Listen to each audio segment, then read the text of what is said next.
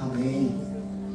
Que a paz do Senhor esteja com todos vocês, meus irmãos. Amém. Amém. Que amém. Sensacional. Irmãos, domingo passado nós aprendemos um pouco sobre esperança. E eu oro para que a cada dia, a cada devocional, a cada vez que nós nos reunimos, a cada vez que toda vez que nós aprendemos um pouco mais sobre esperança, nós nos aproximemos daquele que é a esperança. Então fique atento ao que o Senhor está falando. Ele está falando muito conosco. Então fiquem atentos. Amém? Amém. Semana passada o Dé deu uma boa explicação sobre esperança. Falou sobre o Antigo Testamento, as palavras que eram usadas lá. Yahal, ter esperança, cavar, esperar com expectativa. E no Novo Testamento, essa palavra que vem do grego significa elpis, regozijo, expectativa, confiante da eterna salvação. Perguntou: o que nós temos buscado com o nosso coração? O que nós temos buscado com todas as nossas forças? Falou que a esperança é uma escolha, certo? Que precisamos tomar uma decisão e que apesar de tudo, seja lá o que for, ainda há esperança, certo? Ainda há esperança. Ouvindo sobre esperança, hoje pela manhã o Senhor já falou tanto conosco. O Senhor, Ele é muito bom, é um Deus que não falha. É incrível. A esperança falando conosco.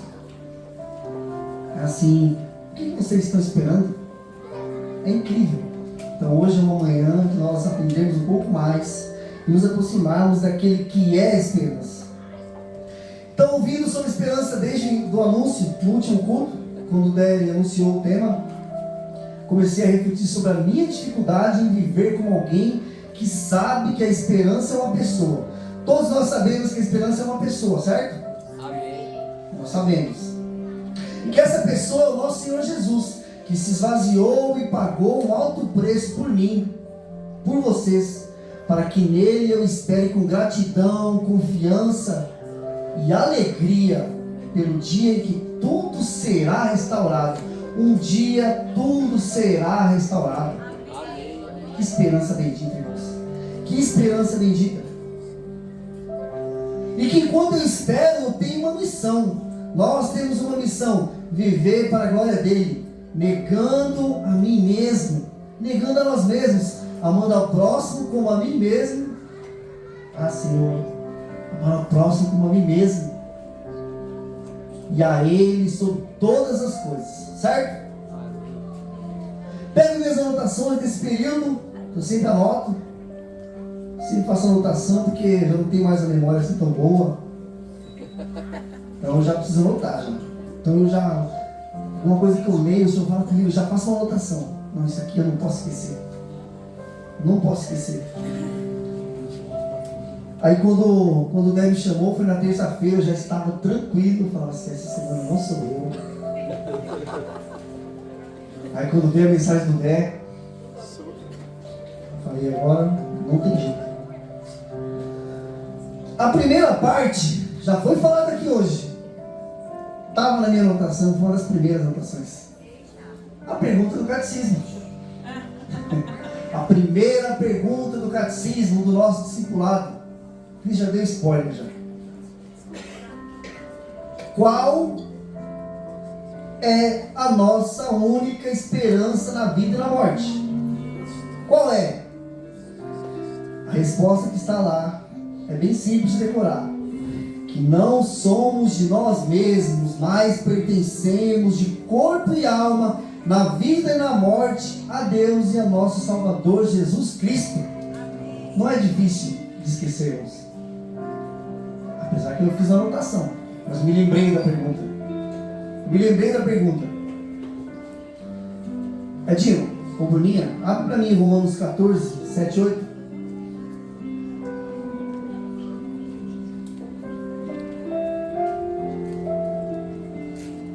Do 7 a 8, tá?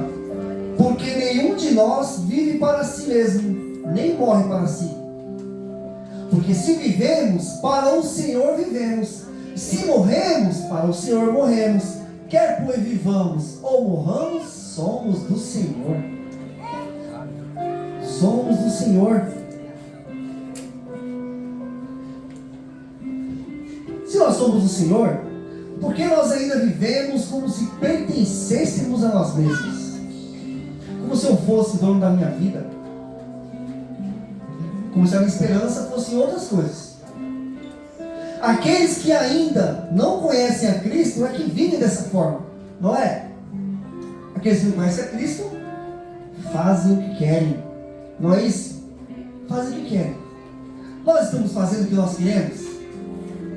Sim. Será que nós conhecemos a Cristo? Nós temos ouvido muito falar sobre isso. Será que nós conhecemos a Cristo? Esse que nunca falha, esse que é o mesmo, esse que é a esperança, esse que se esvaziou, é Ele. Esse que falou que vou para o Pai, mas eu volto. Estou preparando um lugar, estou preparando umas casinhas para vocês. É esse. Filipenses 1, do 20 ao 21. Nosso querido Paulo. Filipenses 1, do 20 ao 21. Você pode pôr ele aí, tá? Edinho, pode pôr ele aí. Beleza. Aguardo ansiosamente e espero que em nada serei envergonhado.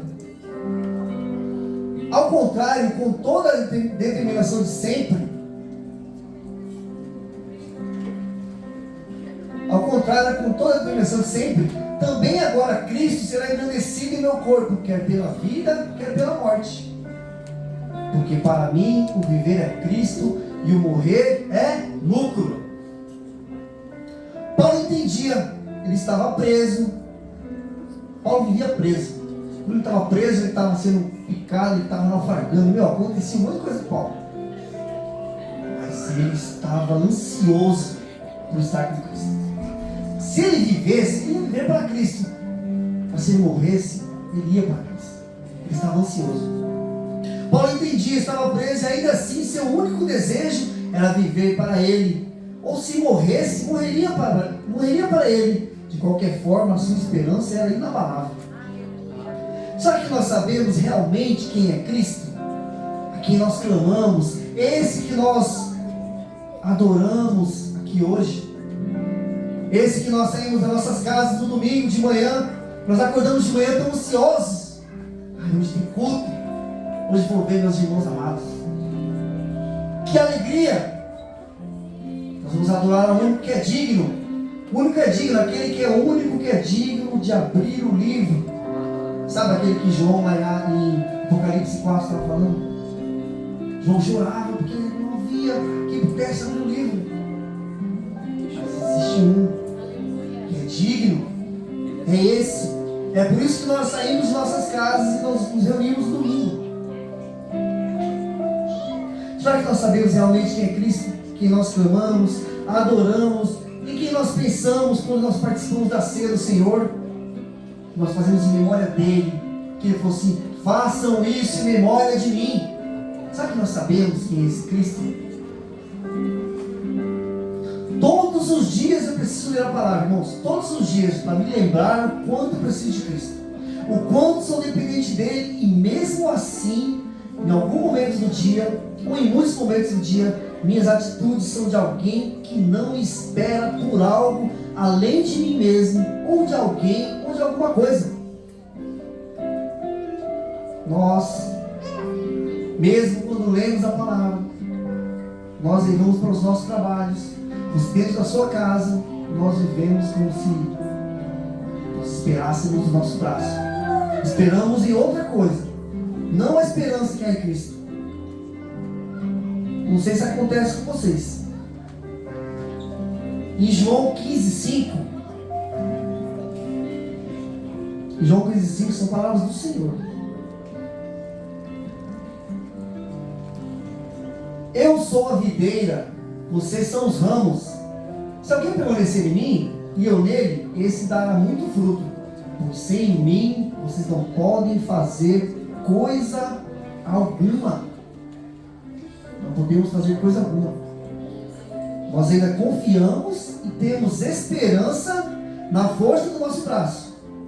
Nos achamos capazes de fazer algo, de fazer isso ou aquilo, quando o próprio Jesus nos diz que sem Ele não podemos fazer nada.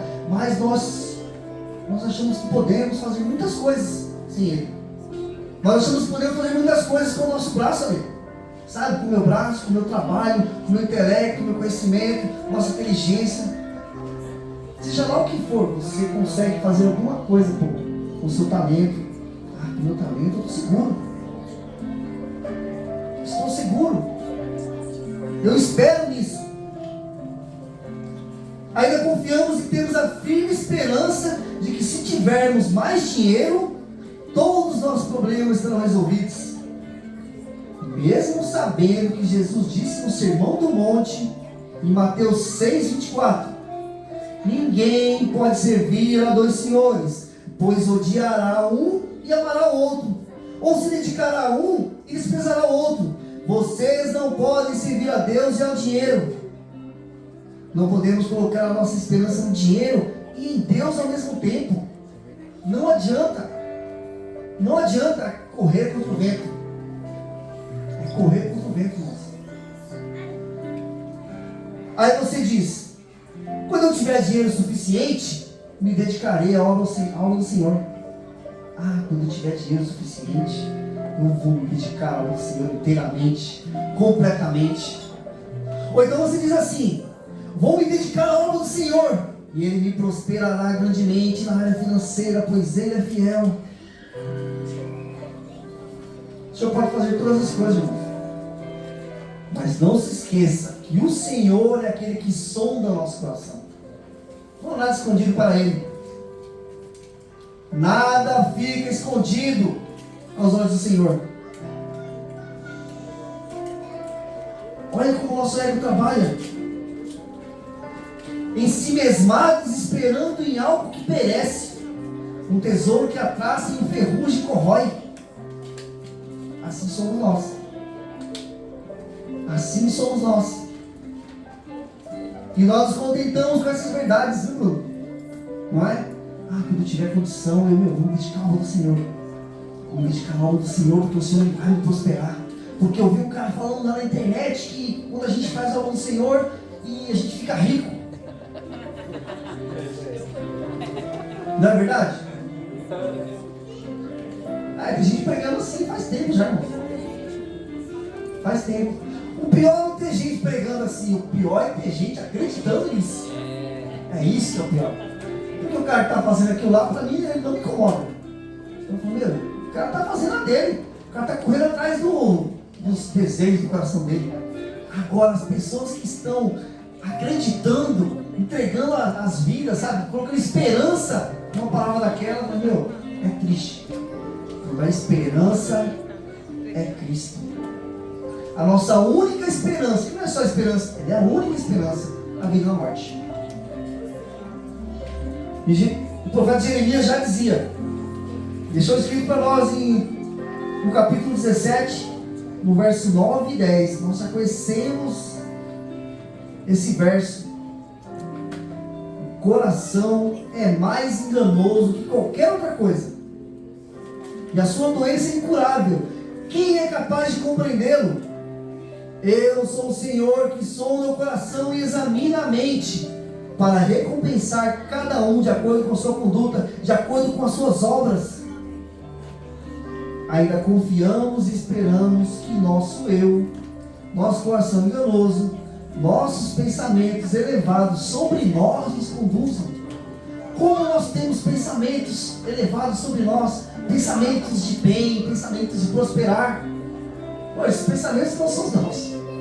Quem pensa assim é o Senhor. Nós pensamos em outras coisas.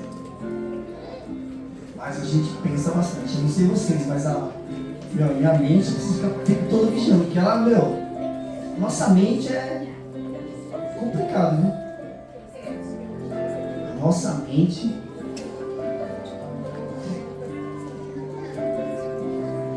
Nossos corações orgulhosos e nossa mente dividida, nosso ego nos impede de perdoar perdoar e tão pouco de pedir perdão. Nós não somos capazes de perdoar. É difícil. E se eu fiz alguma coisa errada, pedir perdão, então, está fora de cogitação. Pertencemos ao Senhor, mas vivemos como se não tivéssemos o Senhor. Nós estamos lendo a Bíblia toda novamente, quem está acompanhando. Nós estamos em Êxodo.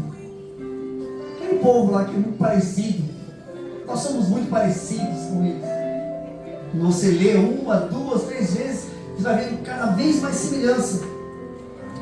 Em Êxodo 24, 7, diz assim, isso aqui eu estava ouvindo com a Nancy, eu falei, Nancy, como que eles falam um negócio desse? É igualzinho a gente. Êxodo 24, 7 diz assim: em seguida, leu o livro da aliança para o povo. E eles disseram: faremos fielmente tudo o que o Senhor ordenou.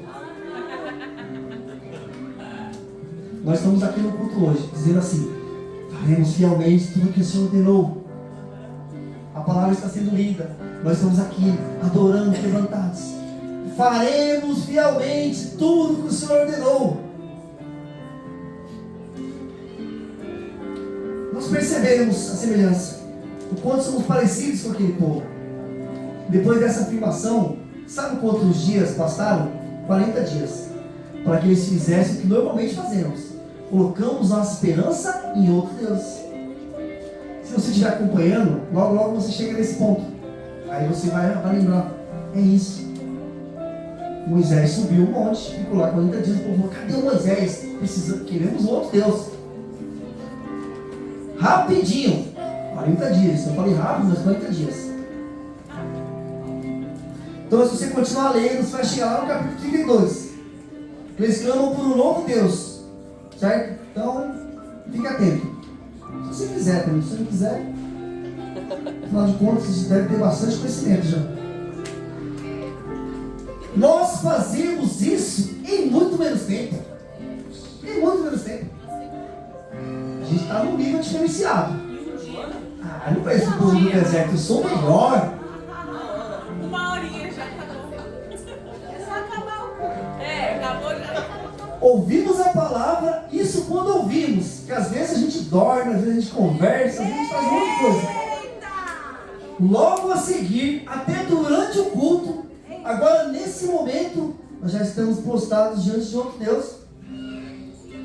Seja qual for. Você está pensando em você mesmo, você está pensando no almoço, você está com o celular, alguma coisa você está fazendo, mas seu coração está ansioso, está desejando um outro Deus. É muito rápido, irmãos. Podia esperar 40 dias, pelo menos.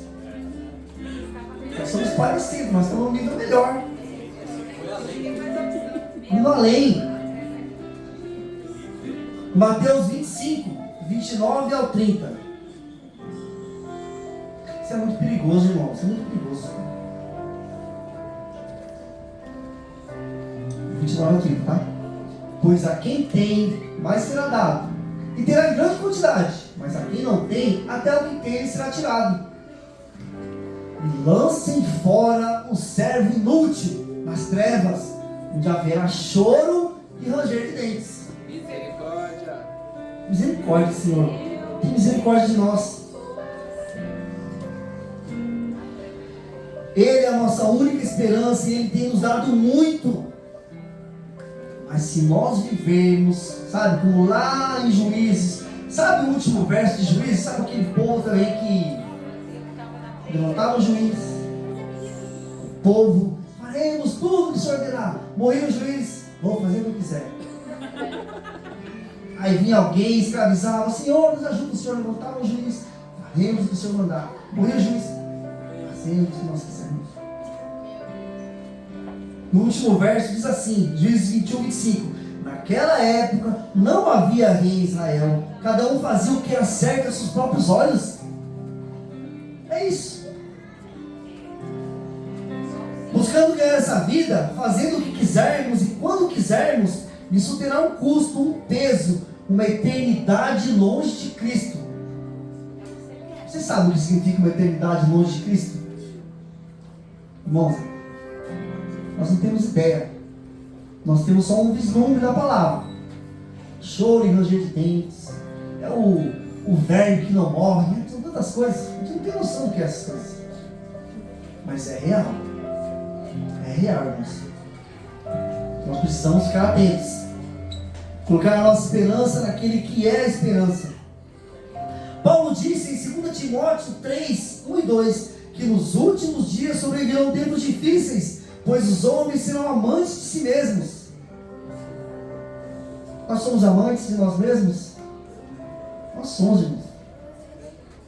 Nós ouvimos aqui o tempo todo o quanto nós nos amamos, o quanto nós somos benevolentes com os nossos pecados, o quanto nós somos cruéis e sem misericórdia com os pecados dos outros. Nós somos amantes de nós mesmos.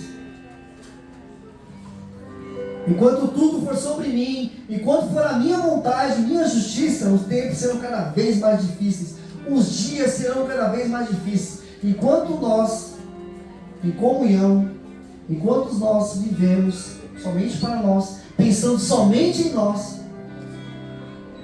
os dias serão mais difíceis, a convivência será mais difícil, o nosso trabalho será mais difícil,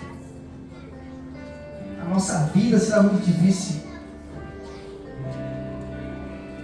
Se a nossa esperança não estiver muito bem fundamentada em Cristo, é a rocha. Cristo é a rocha. Se não estiver bem fundamentado nele, ela com certeza estará fundamentada na areia.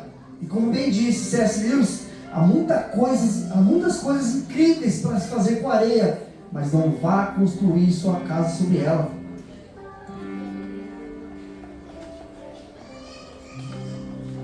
Nosso Senhor, nosso Jesus, nós pertencemos a Ele.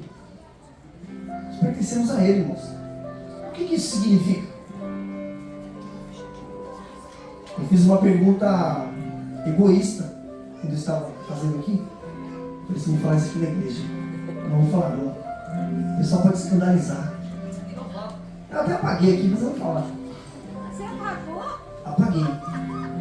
Mas eu vou falar. Nós pertencemos a Cristo. Pertencemos a Ele. Seja na vida, seja na morte, nós somos de esperança. O que eu ganho com isso? O que eu ganho com isso? Quais são os benefícios? Quais são os benefícios? Quem é esse Jesus tão poderoso que é meu dono? O que eu estou ganhando com isso? Irmãos, nosso coração. Nós fazemos barganha, velho. Nós fazemos barganha com o Senhor. Eu dou isso, eu faço isso, mas tem que ter o retorno. Nada morre, velho. Tudo que a gente faz normalmente não deixa morrer. A gente faz alguma coisa e eu preciso de um retorno. Preciso de um retorno. Algum empresário, quando ele vai comprar alguma máquina, o que é a primeira coisa que ele faz? É ROI que fala, né? Retorno de investimento, né? Ele quer saber quanto que eu vou ganhar se eu comprar essa máquina tão cara. Quanto que eu vou ganhar se eu entregar a minha vida para Jesus? Quanto que eu vou ganhar? Ah, vida eterna. Tá bom, mas e agora? E agora? Eu quero agora. Nós somos imediatistas, irmãos. Não adianta. Nós queremos as coisas agora. A minha próxima...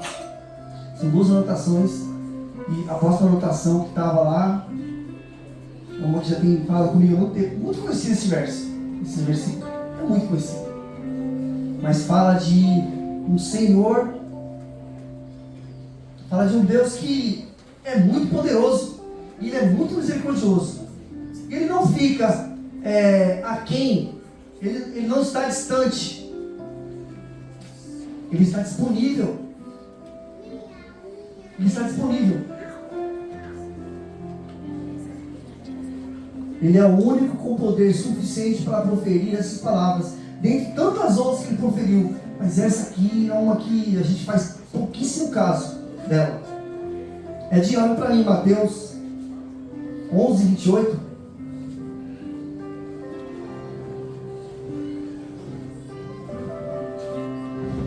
Mateus 11, 28 diz assim: conhecido isso aqui. Venham a mim todos que estão cansados, sobrecarregados, e eu darei descanso a vocês.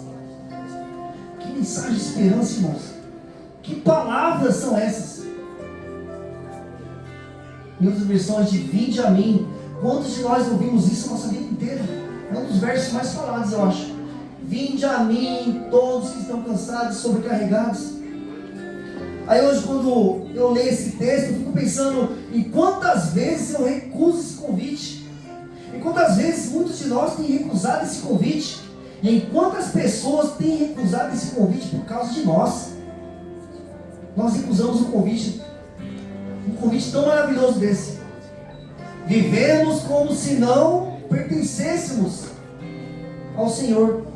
Aí as pessoas olham para nós. O que eu ganho com isso? Não quero viver como Ele. Pensando bem, as pessoas olham para nós e falam assim: eu sou melhor do que Ele. Eu não faço isso, eu não faço aquilo. Sabe? Terrível, irmãos. Terrível. As pessoas que nos conhecem, as pessoas que convivem conosco, recusarem o convite por causa de nós. Por causa do nosso testemunho. Por causa da forma como nós vivemos no nosso dia a dia. A forma como nós vivemos dentro da igreja. A forma como nós vivemos nos nossos trabalhos, nas escolas, nas faculdades. Dentro do nosso lar. É terrível, irmãos. Há uns 2 anos atrás eu li um livro. Eu me lembrei desse livro. De um filósofo dinamarquês. Um nome estranho. Até que um filósofo chamado Søren Kierkegaard. É um livro de mais ou menos 1850. Cara antigo. Igual aí o pé. Eu me lembrei que ele faz uma analogia muito interessante acerca desse texto.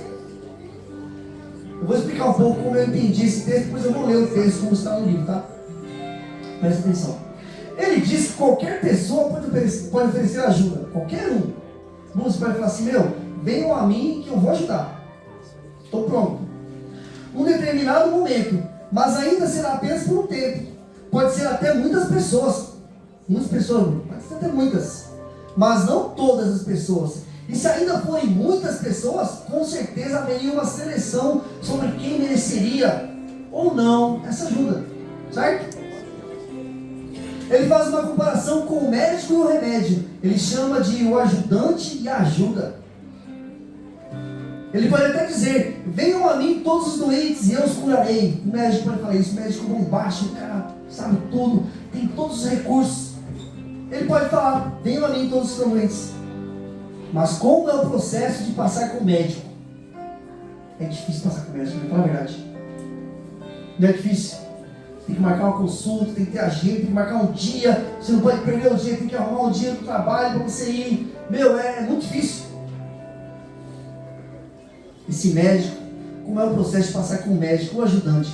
Por mais bem intencionado que ele seja, ainda assim haveria uma seleção, haveria uma data para a consulta ou exame, até que ele pudesse receitar o remédio, a ajuda. Consegui ver o médico, você conseguiu marcar a consulta, você vai ver o médico. Passei um tempo com ele e fui finalmente dedicado, recebi a ajuda. Ele então diz: pode ir para casa e volte daqui a alguns dias ou meses para uma nova consulta. Resolvido o problema por enquanto. Aquele a quem nós pertencemos, o nosso Senhor Jesus Cristo, faz um convite irrecusável. Não porque Ele é o médico dos médicos apenas, mas porque Ele é o único que pode ser o ajudante e a ajuda ao mesmo tempo. Ele é o único. Mas vai muito além disso. Ele é o médico e o remédio. Ele convida o cansado e sobrecarregado. Quem está cansado e sobrecarregado? Nós estamos. A impressão que dá é que nós não estamos cansados e sobrecarregados, porque nós não vamos a Ele.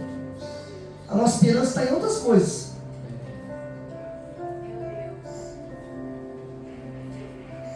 Ele convida o cansado e sobrecarregado a ir até Ele. Mas não apenas para uma consulta, apenas para receber ajuda, mas para um relacionamento. Olha a diferença, irmãos. O relacionamento onde o médico não dispensa o paciente. Ele está com ele o tempo todo. Imagina você ter um médico que está disponível o tempo todo para você. Com remédio. Nosso Senhor é demais. Como pode um Deus tão poderoso e misericordioso assim fazer um convite desse e nós recusarmos um convite desse? Um convite tão maravilhoso. Agora eu vou ler o texto, tá?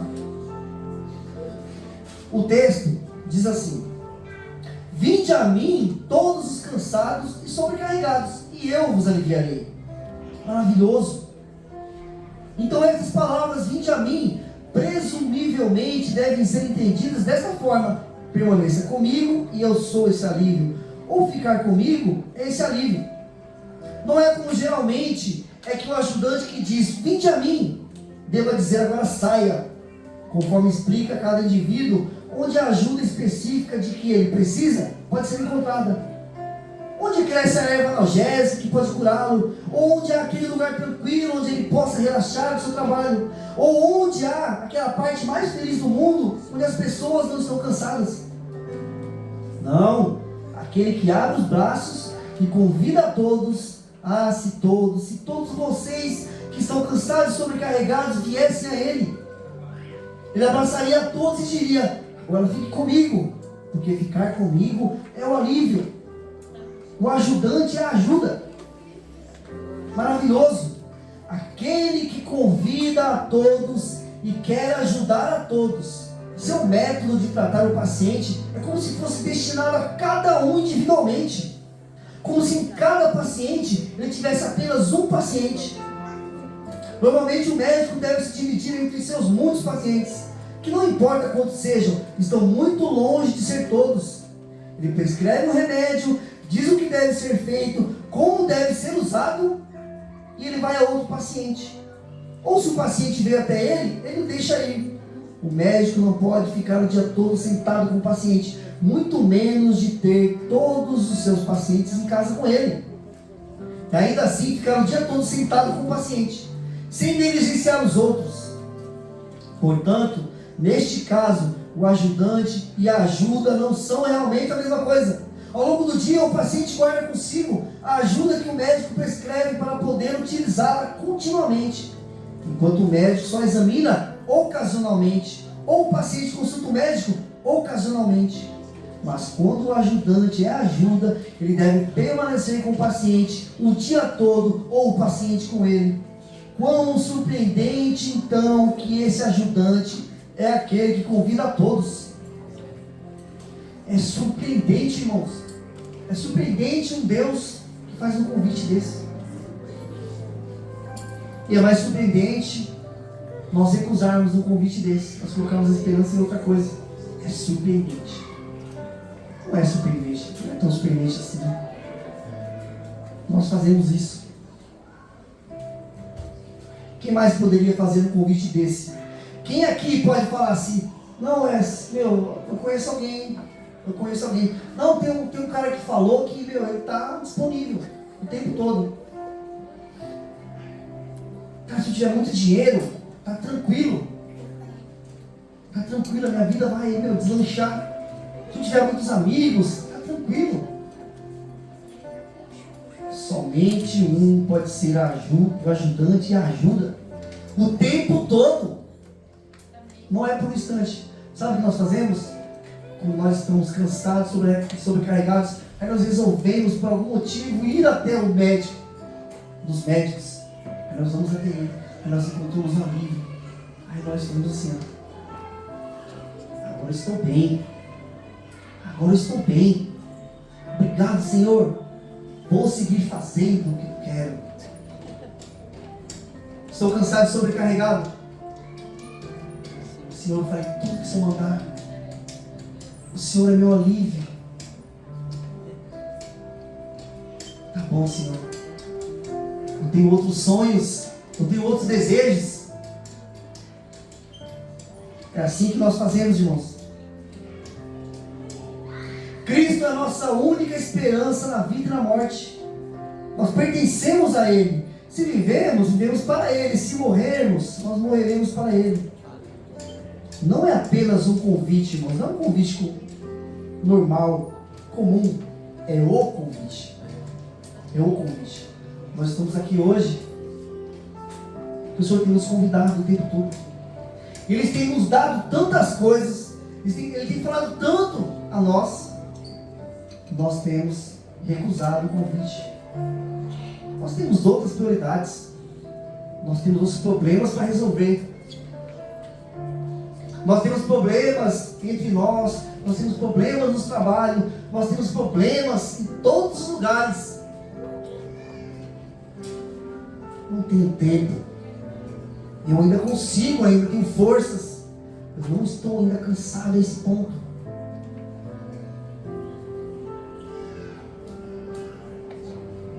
Aquele que convida, olha só quem convida. Nós precisamos entender, irmãos, quem é esse que convida. O nosso Senhor. Parece que a gente não entende. E nós lemos a Bíblia, nós lemos, fazemos devocionais, sabe? Nós nos reunimos aqui com um propósito, dizemos para nós mesmos que nós nos reunimos no domingo para adorar ao Senhor Todo-Poderoso. Mas eu não sei, muitas vezes eu não entendo por que a gente se reúne. Qual o motivo das nossas reuniões? Qual o motivo dos nossos pequenos grupos, cultos, estudos de terça-feira? As coisas que acontecem, nossas dificuldades, nossos problemas, chega a ser ridículo. Nós estamos preocupados com tantas coisas. Aquele que convida estava no princípio. Está lá em João 1, do 1 ao 3. No princípio era o Verbo.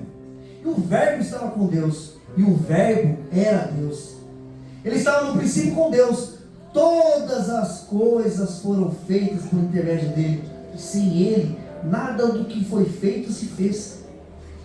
Todas as coisas. Sempre que você ouvir falar sobre Jesus, todas as coisas. É tudo.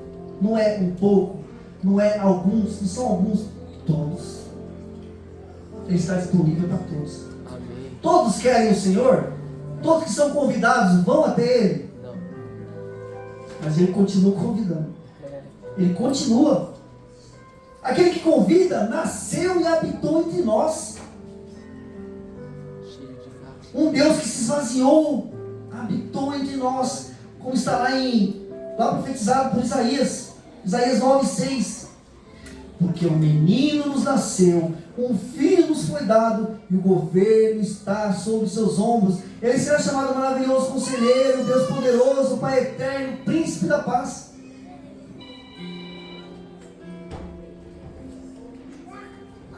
Esse é o mesmo que foi prometido lá em Gênesis 3:15, sabe? Descendente da mulher, de ferirá a cabeça. Aquele que convida foi morto, pagou uma dívida impagável. Nós fomos justificados. Pagou uma dívida impagável. Impagável, irmãos. E sabe o que ele falou? Sabe as coisas que esse Deus maravilhoso, que é o nosso Senhor, sabe as coisas que ele fala? Está consumado. Está consumado, irmãos. Como não confiar a minha vida? Como não entregar a minha esperança a alguém que convida? Vinde a mim. Alguém que diz que está consumado. Só eu mesmo. Sou um tonto mesmo.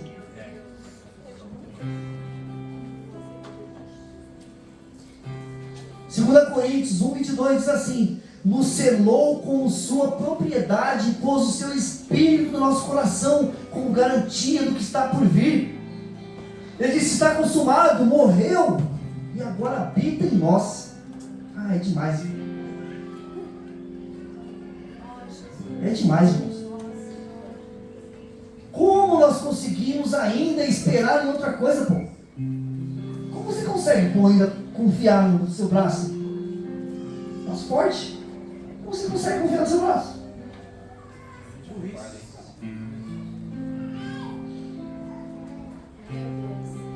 Nos selou como sua propriedade e pôs o seu Espírito no nosso coração como garantia do que está por vir.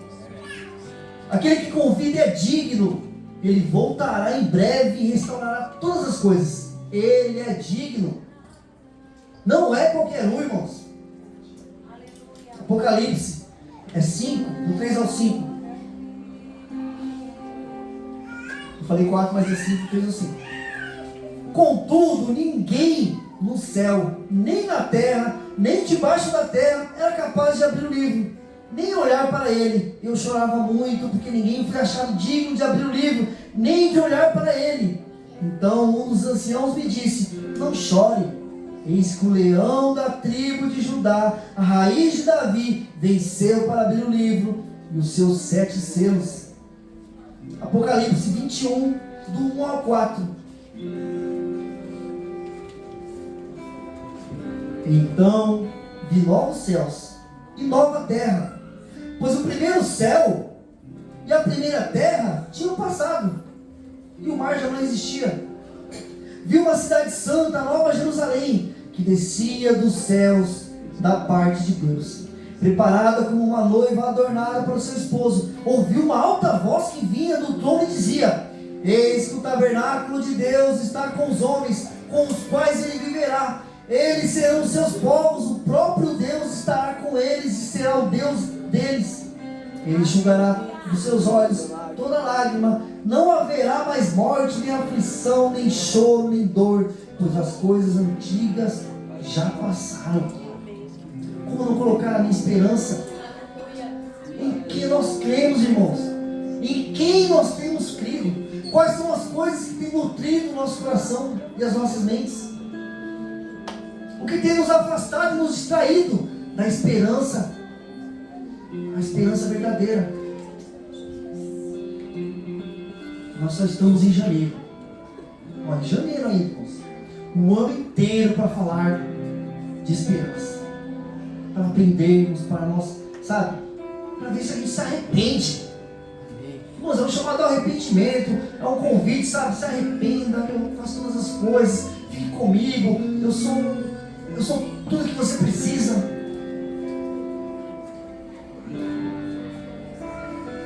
Só estamos em janeiro.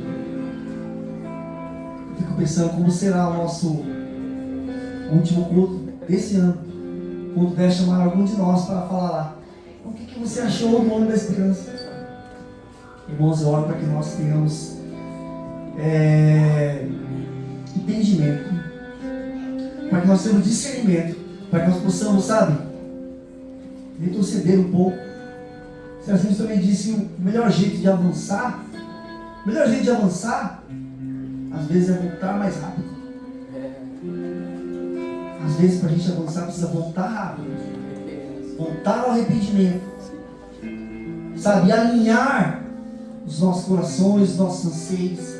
Colocar a nossa esperança, a nossa confiança onde realmente faz sentido. E quando você lê a palavra, faz sentido, não faz sentido? Não faz sentido, Camila, quando você lê a palavra? Poxa, mas eu confio em tantas coisas, mas a palavra está dizendo aqui que a esperança da glória é muito maior. Existe algo muito maior e muito melhor. E nós vemos isso na palavra. Porque a Bíblia, como nós temos aprendido, é um livro que fala de Cristo. Aponta para Ele. O assunto é sobre Ele. E tem a narrativa que nós já conhecemos. Os 4 atos. Criação. E Ele criou todas as coisas. A queda. Sabe a queda? Quando o Senhor fala assim, se vocês comerem desse fruto, certamente morrerão. Aí a serpente fala, certamente não morrerá. Queda. Aí vem a redenção. Um menino nos nasceu. Um menino nos nasceu, irmãos. Sabe? O Filho unigênito, ele se esvazia. Ele deixa a glória para vir resgatar um povo perturbado como a gente. Por causa de mim, por causa do Fábio, por causa da Letícia, até por causa da Dona Leninha, o Lipe. É inacreditável, irmãos, mas pode acreditar, ele fez isso mesmo. Ele deixou, sabe, a sua glória e ele encarnou. Nós já sabemos, ele viveu ali como um embrião, o feto, o bebezinho. Imagina na sua mente como que foi para um Deus fazer isso. É absurdo, irmãos. Nós já sabemos disso. Nós já falamos aqui, nós ouvimos um monte de vezes. Redenção. Aí vem a consumação. O que é a consumação? Nós lemos aqui no Apocalipse. Irmãos, ele voltará. Não se engane, ele voltará. Ali em Atos, quando o Senhor ascende aos céus, 2 homens aparecem e dizem para eles, né? Por que vocês estão olhando? Esse que subiu voltará. Da mesma maneira. Então, irmãos, ele voltará. A pergunta é em quem nós temos crido, em quem nós temos confiado. Nós acreditamos nas coisas que nós falamos, ouvimos, nós acreditamos na palavra do Senhor? Se nós dizemos que acreditamos, dizemos que nós cremos, se nós agora sabemos que nós pertencemos a Ele, seja na vida, seja na morte, nós precisamos aceitar esse convite. Um convite não para um alívio momentâneo, ocasional, um convite ao relacionamento, àquele que pode fazer todas as coisas, a suprir todos os nossos anseios. Tudo aquilo que nós precisamos está nele. Nós queremos outras coisas, nós queremos muitas outras coisas, mas sempre, como eu digo, eu falo até com alguns irmãos sobre isso, o Senhor fala conosco, Ele nos instrui, sabe? Nós falamos, nós ouvimos a palavra, nós dizemos, faremos tudo o que o Senhor mandar, mas no final das contas mesmo, irmãos, nós acabamos fazendo o que nós queremos. Infelizmente, você ouve a palavra, você fala, Senhor, eu vou fazer tudo, eu vou aceitar o convite. Daqui a pouco você está fazendo o que você quer, tomando suas próprias decisões, quebrando a cara, que normalmente acontece, a gente sempre quebra a cara. Por quê? Porque nós temos a instrução, nós temos a palavra do Senhor, o Espírito Santo que habita em nós, sabe? Nós vamos fazer alguma coisa errada, o que acontece? Não faça. O que a gente faz? A gente sabe o que é errado. O Senhor está falando, meu filho, não faça isso. Venha a mim. Se você está preocupado, cansado, sobrecarregado, venha a mim. Não tome suas próprias decisões. Acabamos fazendo o que queremos. Que no ano da esperança a gente entenda de uma vez por todas a quem nós pertencemos e conheçamos de verdade aquele que diz, vinde a mim. Precisamos conhecer a Cristo, que Ele fala, vinde a mim. Ele convida todos nós. Você está aqui hoje, está recebendo um convite. Não faça pouco caso do Criador de todas as coisas. Não faça pouco caso daquele que voltará e restaurará todas as coisas. Que nós corremos o risco de viver eternamente sem Ele. A nossa mente não consegue nem pensar nisso, numa eternidade sem Ele. Nossa mente não é capaz de entender o que é a eternidade. A eternidade com Cristo é uma coisa maravilhosa, mas a nossa mente, ela vai até certo ponto. Você imagina longe dele, onde o verme não morre, lago de fogo. Tem gente falando na internet que se for para ir para o céu com esses cristãos, eu prefiro ir para o inferno com os meus amigos. Já viram isso? Ah não, se for para ir com esse monte de gente chata aí, eu prefiro ir para o inferno com os meus amigos. Meu, não tem noção do que está falando. Nós temos noção do que estamos falando? Cara, a gente não pode viver que nem eles. Nós não podemos dar esse testemunho. Não podemos viver como quem não conhece a Cristo. Precisamos conhecer a Cristo todos os dias. O convidador, o ajudante e a ajuda, que nós pertencemos a Ele. Amém? Fique de pé.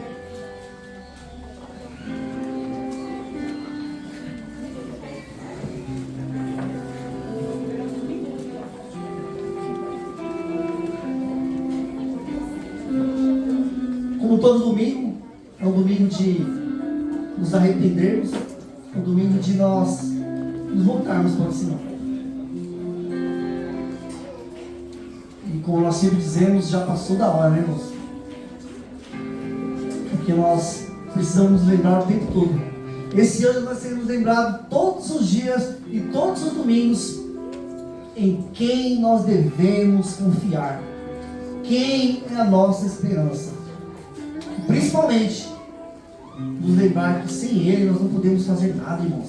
Não se engane, você não pode fazer nada. Você não pode fazer nada, James.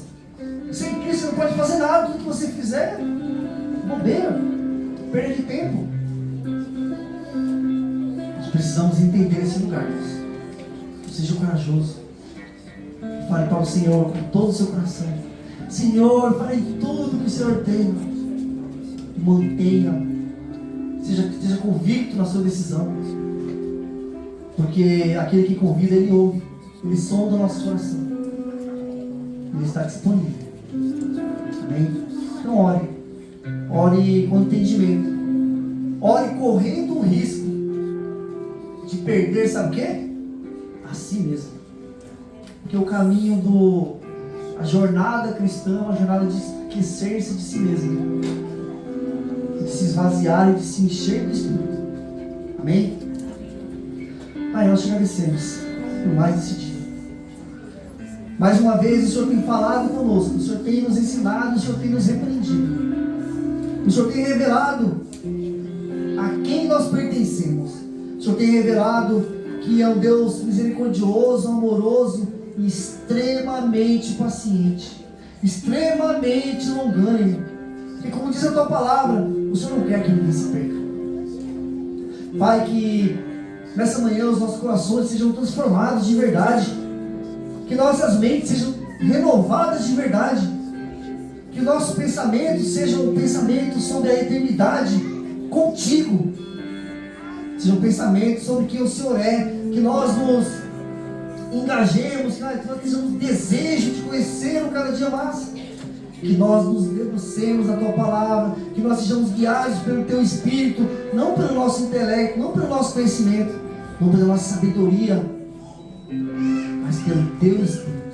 Nos ajuda, Espírito Santo, nos ajuda na jornada, nos ajuda a nos parecer com Cristo, nos ajuda a ir, nos ajuda a ouvir o convite, a obedecer, nos torna obedientes, nos torne cada vez mais dependentes. Ah, Senhor, faça o que for preciso, se o custo for poder eu perder a mim mesmo, que assim seja, Senhor, mas que eu ganhe a Cristo,